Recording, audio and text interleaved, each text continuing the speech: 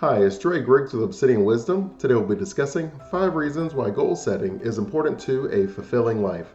When it comes to goal setting, you want to think of it in two different ways. The first is, what is it that I'm trying to accomplish in my life? What is it that would make me feel fulfilled, satisfied, complete, content, or even happy? What is it in my life that I believe I'm missing, that I want to track? When you're talking about goal setting, number one is you want to make sure that you are keeping track of your progress. And this works in two ways. Sometimes we often are thinking, well, if I track my progress, I won't be as motivated because I'm going to realize I'm not getting anywhere and it's going to make me feel deflated and it's going to bother me a lot. But the truth is, and I found it more likely, that you've actually been progressing towards your goals, and maybe your goals have just been changing every single month or every single year to the point where now you're sitting there and you're saying, oh, look at my goals that I'm tracking. I'm actually doing really good with these. I've noticed that I've accomplished several things on my list. For me personally, that has been a very eye-opening experience when it comes to goal setting and goal tracking, is once I realized that I was actually making progress towards the goals that I had set for myself. And maybe the goals after a couple years, I said, you know what, this isn't working, let me move on to something else. But maybe that third year, I actually accomplished that goal. And because I wrote it down and I was able to look back at my information, I realized that, you know what, I didn't actually accomplish the goal in the timeline that I set for myself, but I did accomplish the goal. And that was a really big eye opening experience for me. So you want to make sure that you're tracking your progress, not only because it helps you in the sense of the day to day, where how did I allocate my time today? What is it that I'm supposed to be doing?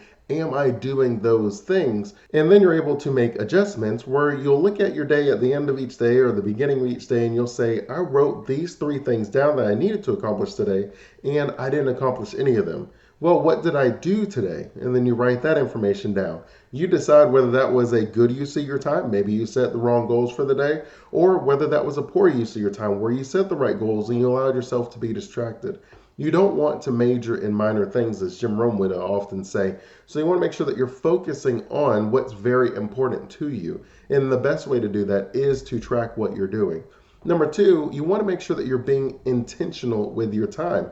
It's not that anyone has more time or less time where we say, oh, I wish I had more time in my day, or I wish I was able to work additional hours and then I can get things accomplished by the deadlines. It really has nothing to do with the amount of time that we have. It's just what we do within our time.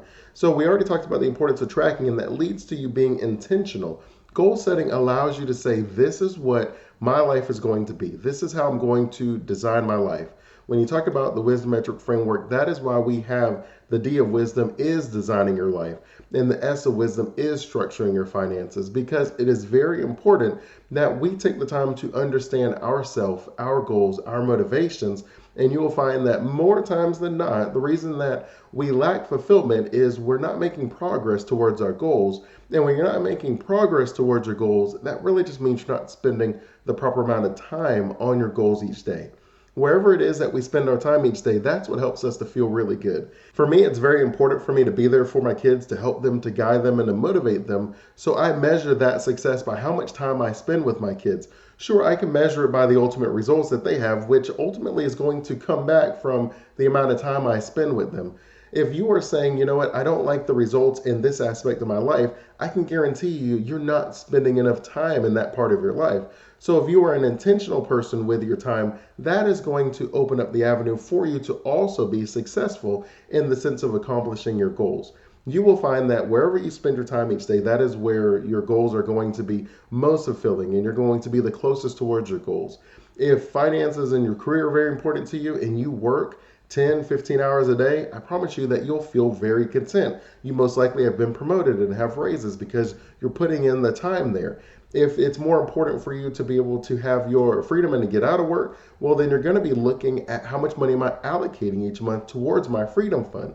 If it's very important for you to be able to take trips with your family, you don't want to take those experiences for granted, well, then you're going to be able to look at how much time am I allocating towards my family? How many trips are we taking each year?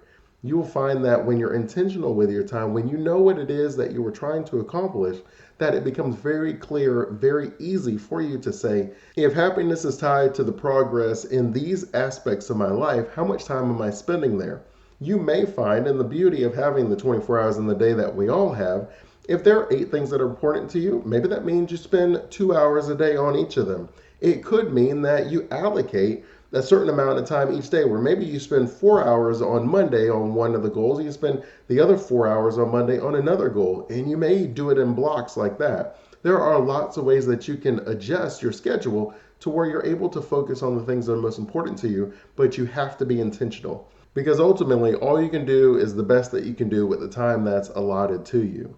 Number 3 is you want to make sure that you know yourself first and foremost. When you read different books that talk about knowing your why, I usually assign that more with your core values. So, for example, family, wisdom, compassion, these are core values of mine. So they are very important when I interact with other people. It is something that most people notice very readily within me, that I'm always talking about my family. I'm always giving examples and stories about my family, and that I do have a lot of compassion, and I understand that there is a way for us to be able to get past some of these dark times so that we can get to the ultimate results and the fulfilling life that we're trying to get to.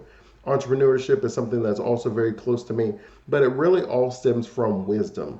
Wisdom is my first core value, and I believe that it trickles into everything else. I believe family is important to me because I understand the value of family, and I understand the joy and fulfillment that they can bring me. That I know ultimately in my last days, it's not going to be a question of how much money I have. It's going to be more of a question of what was I able to do in those experiences. Well, more times than not, your experiences are going to be with your loved ones. And for me, my loved ones are my family. I do have friends that I do like entrepreneurial ventures with and different things with, but they don't fill the same hole that my family does.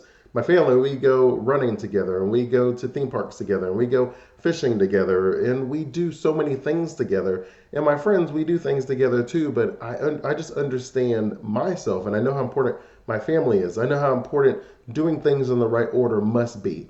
That there are several books that I want to write, but I do understand there will be a part of my life where my kids are going to be grown and kind of doing their own thing, raising their own family, and then my wife and I will be, traveling and doing our own thing, but I'll have a lot more time in that part of my life, Lord willing, to be able to write those books, to do those seminars, and to work the different aspects that I'm looking for. Having already written one book, it is not to say that I'm not working on any of those other goals, it's just to say that I'm not allocating as much time as I will in the future, because I understand the priority of things today. Number 4 is you want to make sure that you're creating a process. When I say process, I'm talking about your routines, what you do each day, whether you make that as a checklist or whether you write it down. You want to make sure that you know what success looks like. And a part of that is knowing what the goals are that you're striving towards. And then ultimately that means that you have to create the process to accomplish that goal. The beauty of our universe is the fact that I can create the results that other people have created if I do exactly what they did. Now, that is a personal choice whether you actually want to do exactly what someone does to get the results that they want,